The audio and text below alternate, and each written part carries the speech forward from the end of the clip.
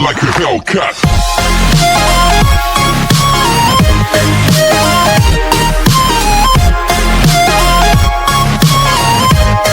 Part 8 की starting में हम देखते हैं कि जब मॉर्निंग में एरा की आंख खुलती है तो उसे अपने सामने एक छोटा बच्चा दिखता है, जिसे देख एरा स्पॉइल को उठाती है और पूछती है कि क्या तुम भी इस बच्चे को देख पा रही हो।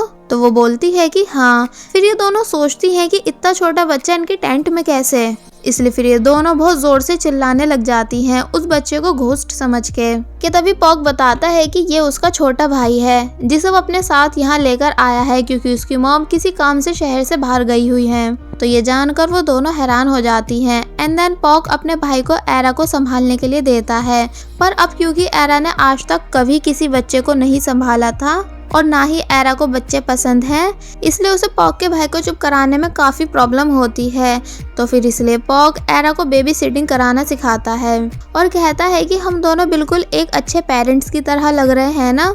तो इस पर एरा पॉक से बकवास बंद करने के लिए बोलती है कि तभी फिर वो नोटिस करती है कि पॉक के भाई ने उसके कपड़े खराब कर दिए हैं। तो ये देख एरा बहुत जोर से चिल्लाती है, जिसके बाद फिर हमें दिखाया जाता है कि अब पॉक के भाई को क्लब के सभी मेंबर्स खिला रहे होते हैं। जहाँ स्पॉइल पॉक के भाई को देखते हुए कहती है कि पता नहीं क्यों ये मुझे पॉक का भाई कम बल्कि उसका बेटा ज्यादा लग रहा है। तो इस पर एरा बोलती है कि हाँ मुझे भी। क्या तभी एलन बोलता है कि मैं अभी आता हूँ वॉशरूम से। और फिर जब एलन वॉशरूम में जाता है कि तभी एक दूसरा लड़का एलन के बराबर में खड़ा होकर उसकी छुपके से फोटोज लेने लग जाता है, जिसको ऐसा करते हुए एलन देख लेता है और फिर उस लड़के के पीछे भागकर उसको पकड़ने की कोशिश करने लग जाता है। पर जब वो लड़का रुकता नहीं तो फिर एलन उस लड़के को पूरे स्कूल के सामने बहुत बुरी तरह मारने लग जाता है। जिस बात की खबर जब जैसी क्लब रूम के मेंबर्स को पता चलती है तो फिर वो सभी भी भागकर एलन के पास आते हैं, पर तब तक वो लड़का जिसने फोटोज क्लिक की थी वो वहाँ से भाग चुका था। देन एलन के दोस्त उससे पूछते हैं कि क्या वो ठीक है, जिस पर एलन बताता है कि नहीं और फिर काफ़ी ज़्यादा परेशान होने लग जाता है। जिसके बाद फिर हमें दिखाया जाता है कि एलन की इस फाइटिंग सीन के बाद उसकी इमेज पूरे स्कूल के सामने खराब हो चुकी होती है कि स्कूल के स्कूल मॉडल यानी स्कूल के सबसे फेमस और इंटेलिजेंट स्टूडेंट ने आज स्कूल में फाइटिंग की। इसलिए प्रिंसिपल एलन को स्कूल मॉडल की पोजीशन से हटा देते हैं क्योंकि इससे उनके स्कूल की इमेज पर फर्क भी पड़ सकता था, जिस वजह से एलन के स्कूल में जितने भी पोस्टर और बैनर्स लगे हुए थे उनको भी स्कूल से हटा दिया जाता है। तो फिर अब इतना सब होने के बाद एलन काफ़ी ज़्यादा उदास होता है। तो फिर एरा एलन के पास आकर उसको हिम्मत देती है और कहती है कि अब भले ही तुम स्कूल मॉडल ना रहे हो बट हमारे लिए तुम अब भी स्कूल मॉडल ही रहोगे जो कि सबसे ज़्यादा बेस्ट और इंटेलिजेंट है। तो इस पर एलन बोलता है कि कोई नहीं, मैं अब बिल्कुल ठीक हूँ, वैसे भी मैं स्कूल मॉडल बन के बोर हो चुका था, अब थोड़ा रिलैक्स फील हो रहा है, मतलब कि अब मैं वो सब कर पाऊंगा जो नॉर्मल स्टूडेंट करते हैं।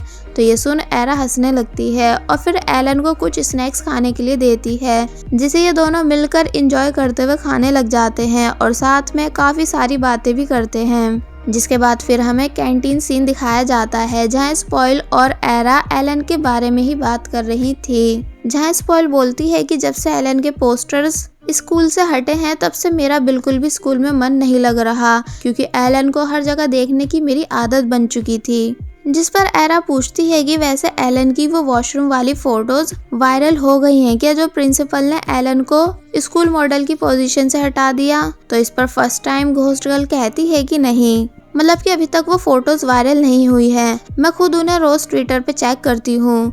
तो ये सुन स्पॉइल हैरान हो जाती है और फिर एरा से कहती है कि भला ये घोस्ट गर्ल किस टाइप की लड़की है। तो ये सुन एरा हंसने लगती है। देन स्पॉइल एरा को बताती है कि वैसे वो किसी ऑनलाइन डेटिंग ऐप की हेल्प से किसी को ऑनलाइन डेट कर रही है जो कि बहुत स्वीट है, मतलब कि वो मेरा बहुत ध्यान भी रखता है, इसलिए क्या पता मैं उस लड़के के साथ बहुत जल्द रिलेशन में आ जाऊं। तो ये सुन एरा को ये बात काफ़ी अजीब लगती है, इसलिए एरा स्पॉइल को हर काम सोच समझ के करने के लिए बोलती है क्योंकि एरा को ऑनलाइन डेटिंग ऐप्स पर बिल्कुल भी विश्वास नहीं।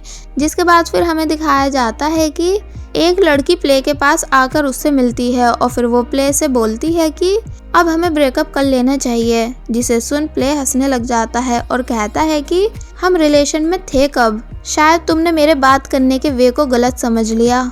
तो ये सुन वो लड़की रोने लग जाती है और बोलती है कि आज तक मैंने तुमसे जैसे भी बात की है वैसे मैंने कभी किसी से नहीं की, पर तुमने सिर्फ मेरी फीलिंग्स का मजाक बनाया, और फिर रोते हुए वहाँ से चली जाती है। जिसको जाता हुआ देख प्ले को काफी बुरा फील होता है। एंड देन हमें दिखाया जाता है कि लिफ्ट ऑयल और एरा ये दोनों हॉस्पिटल में होते हैं, क्योंकि आज लिफ्ट ऑयल की मॉम की सर्जरी है, इसलिए वो यहाँ काफी ज्यादा परेशान भी होता है। जिसे परेशान देख एरा उसे हिम्मत देती है कि वो ज्यादा ना सोचे, मतलब कि उसकी मॉम बिल्कुल ठीक हो जाएंगी। बट लिफ्ट ऑयल इतना ज्यादा परेशान होता है कि वो एरा की बातों का कोई जवाब नहीं देता।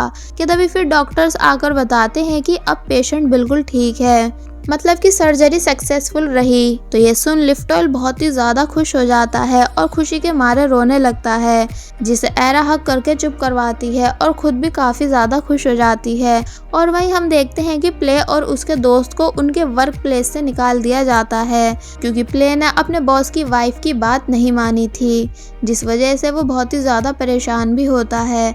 और वहीं दूसरी तरफ जब एरा वापस घर आती है तो उससे उसकी मॉम लिफ्ट ऑयल की मॉम की सर्जरी के बारे में पूछती हैं, जिस पर एरा जब बताती है कि सर्जरी सक्सेसफुल रही तो ये सुन एरा की मॉम भी काफी खुश हो जाती हैं और कहती हैं कि कल मैं सुबह उनसे हॉस्पिटल में मिलने जाऊंगी। और फिर एरा को बताती हैं कि वैसे तुमसे मिलने कोई आया हुआ है, जिसे जब जैसी एरा देखती है तो वो और कोई नहीं बल्कि स्काई था, जो कि एरा से कंफर्म करने आया था कि वो कल पीगुन की शादी में जा रही है कि नहीं।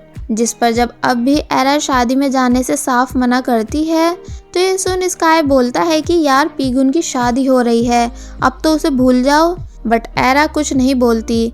तो फिर स्काई उसे समझाता है कि देखो मैं तुम्हें फोर्स कर रहा हूँ, इसलिए अब तुम्हें पीगुन की शादी में चलना ही होगा, वो भी मेरे साथ। तो ये सुन एरा बहुत ध्यान से स्काई को देखने लग जाती है और फिर स्काई के वहाँ से जाने के बाद रात में अपनी डायरी रिकॉर्ड करती है कि वो लड़का जिसको मैंने इतने साल तक लाइक किया अब उसकी शादी होने वाली है, जिसमें मुझे भी जाना होगा, क्या मैं ये सब हैंडल कर पाऊंगी। कि तभी फिर उसको पीगुन से रिलेटेड सभी मोमेंट्स याद आने लग जाते हैं कि जब वो पीगुन से मिली थी तो कितनी ज़्यादा खुश थी, मतलब कि वो दोनों साथ में टाइम स्पेंड करते थे, बहुत सारी बातें करते थे, एक दूसरे को छुप छुप के देखते थे और साथ ही एक दूसरे की बहुत ज़्यादा केयर भी करते थे।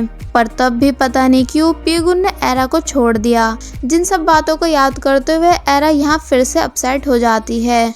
जिसके बाद फिर नेक्स्ट डे हमें स्पॉइल को दिखाया जाता है, जो कि रेडी होकर उसी पर्सन का वेट कर रही होती है जिससे उसने ऑनलाइन डेटिंग ऐप पर बात की थी। जिसके बाद फिर जब स्पॉइल के पास उसी पर्सन की कॉल आती है तो स्पॉइल उसकी कॉल को बहुत खुशी से पिक करती है और पूछती है कि तुम कहाँ हो। कहते भी स्पॉइल को वो पर्सन दिख जाता है, जो कि दिखने में वैसा बिल्कुल भी नहीं था जैसा कि उसने उसको उसकी प्रोफाइल फोटो में देखा था।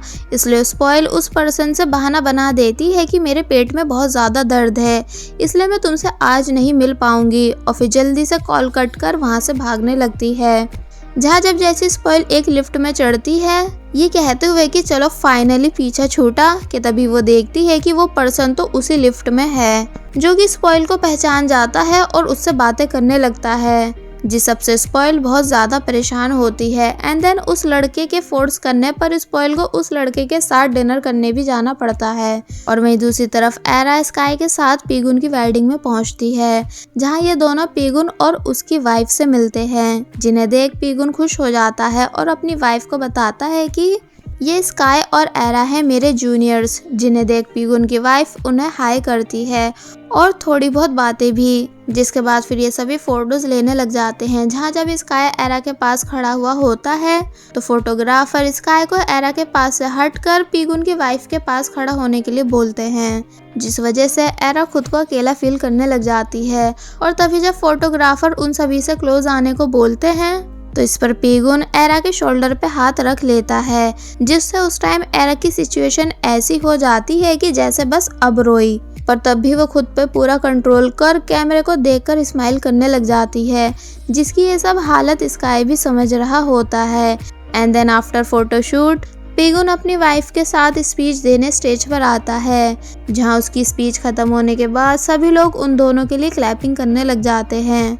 और वहीं दूसरी तरफ स्पॉइल और स्पॉइल का डेटिंग ऐप वाला पर्सन साथ में बैठकर डिनर कर रहे होते हैं, जहां थोड़ी बहुत बातें करने के बाद अब स्पॉइल को उस पर्सन का नेचर थोड़ा बहुत अच्छा लगने लगता है। और वहीं जब एरा अकेली बैठी हुई होती है तो तब उसके पास पीगुन आता है, जिसे देख एरा उसकी स्पीच की तारीफ करने लग जाती है, जिसे सुन पीगुन हंसता है और फिर एरा से नॉर्मली बातें करने लग जाता है, जहां बातों बातों में वह एरा से पूछता है कि वैसे तुम और स्काई दोनों सही रह रहे हो ना, मतलब कि तुम दोनों का लव रिलेशन सही चल रहा है ना। तो इस पर एरा हैरानी के साथ पीगुन को बताती है कि स्काई सिर्फ मेरा दोस्त है, ना कि बॉयफ्रेंड, मतलब कि हम दोनों कपल्स नहीं। तो ये सुन पीगुन बहुत बुरी तरह शॉक हो जाता है और कहता है कि इसका मतलब स्काई ने अभी तक तुम्हें अपनी फीलिंग्स के बारे में नहीं बताया। तो इस पर एरा पूछती है कि मतलब, बट पीगुन इस टाइम बहुत ही ज्यादा शॉक में होता है, जिसके बाद फिर हमें एक फ्लैशबैक दिखाया जाता है कि जब पीगुन एरा को पसंद करता था तो तब उससे मिलने स्काई आया था, जहां वो पीगुन से पूछता है कि क्या तुम सच में मेरी फ्रेंड यानी एरा को पसंद करते हो या फिर उसके साथ सिर्फ टाइम पास कर रहे हो।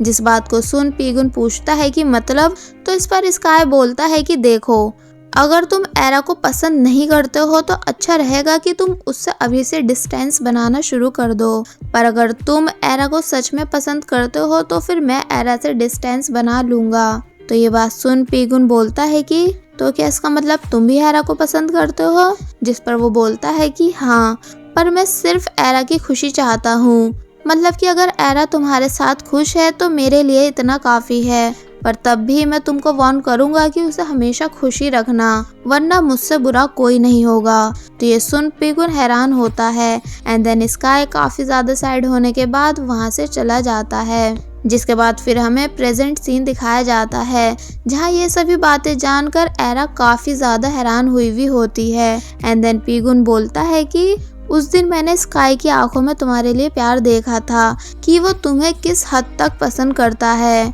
और बस यही वजह थी मेरी तुमसे दूर जाने की। और फिर हमें वही सीन दिखाया जाता है जब पीगुन ने एरा को रिजेक्ट किया था, ये बोलते हुए कि मैंने तुम्हें कभी उस वे से नहीं देखा।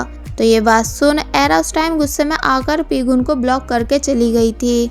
तो फिर तब एरा के वहां से जाने के बाद पीगुन बहुत ही ज्यादा रोया भी था, क्योंकि वो सच में एरा को पसंद करता था, बट स्काई की वजह से उसे एरा से दूर जाना पड़ा।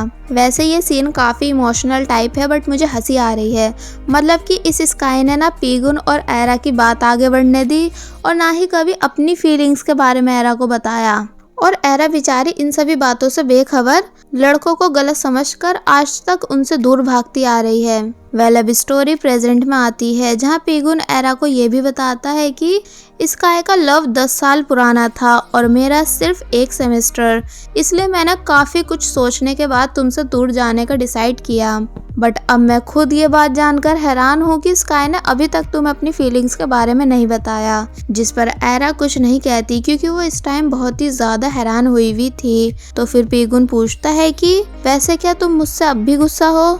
जिस पर एरा बोलती है कि हाँ हूँ, पर अब ये बात जानकर मैं खुश हूँ कि मेरी फीलिंग्स एक साइड की नहीं थी, मतलब कि तुम भी मुझे पसंद करते थे। तो ये सुन पीगुन स्माइल करता है कि तभी फिर इतने में वहाँ स्काई भी आ जाता है। तो उसे देख पीगुन उसको उसकी वेडिंग में आने के लिए थैंक्स बोलकर वहाँ से चला जाता है। जिसके जाने के बाद जब स्काई एरा के पास बैठा होता है तो यहाँ अब एरा का बिहेवियर स्काई को लेकर चेंज हो चुका होता है, क्योंकि अब एरा को ये लगने लग जाता है कि स्माइलिंग बियर और कोई नहीं बल्कि स्काई ही है, जो कि 7 बॉयज की लिस्ट में सबसे नीचे था, वही मेरा लवर निकला।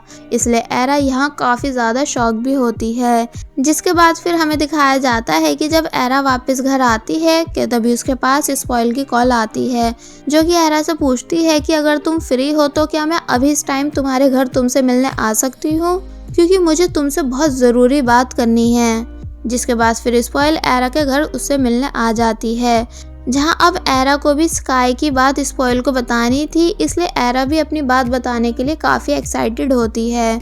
बट पहले स्पॉइल अपनी बात बताती है कि जब वो उस ऑनलाइन डेटिंग ऐप वाले पर्सन से मिली तो पहले तो वो बिल्कुल ठीक रहा, मतलब कि पहले तो उसका बिहेवियर मेरे साथ अच्छा था, पर जब पार्किंग में हम दोनों घर जाने के लिए कार में आए तो तब वहाँ उसने मेरे साथ बदतमीजी करने की कोशिश की, जिससे जैसे तैसे करके मैं बचकर भाग गई।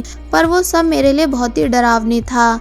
तो ये जानकर एरा भी हैरान होती है और स्पॉइल से आगे किसी भी अनजान लड़के से मिलने से मना करती है, जिसके लिए स्पॉइल मान जाती है और फिर एरा से पूछती है कि वैसे तुमको भी तो मुझे कुछ बताना था। तो फिर अब एरा स्पॉइल को अपनी बात बताती है कि वो पर्सन जिसे हम इतने मंथ से ढूंढ रहे हैं यानी स्माइलिंग बियर, वो और कोई नहीं बल्कि स्काई है। तो ये जानकर स्पॉइल भी काफी बुरी तरह शॉक हो जाती है।